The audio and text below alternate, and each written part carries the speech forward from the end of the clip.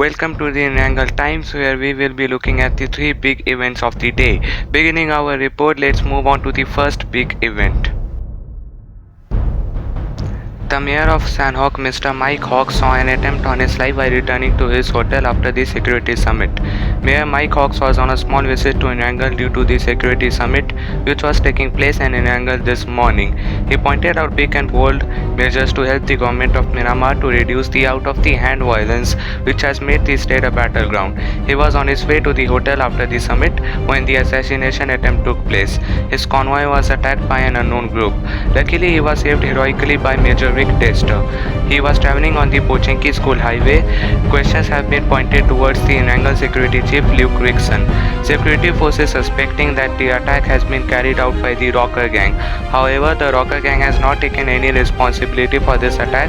Moving on to the second big event. Three people went mysteriously missing this afternoon. Three people went mysteriously missing in Pochinki this afternoon just during the assassination attempt on Mayor Hawks. The three people who are being said to be missing were the laborers who used to work on the Pochinki School Highway.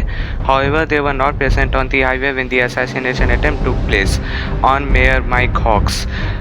Unfortunately, the identification of the missing people has not been done till now. This is raising serious questions on the compatibility of the state. Moving on to the third big event. The Rocker Gang declared themselves as the king of Miramar.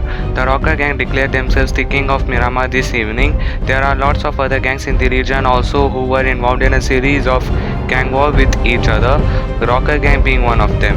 Despite the tough rivalry from the Big Skulls, Rocker Gang became the #1 most powerful gang in Miramar.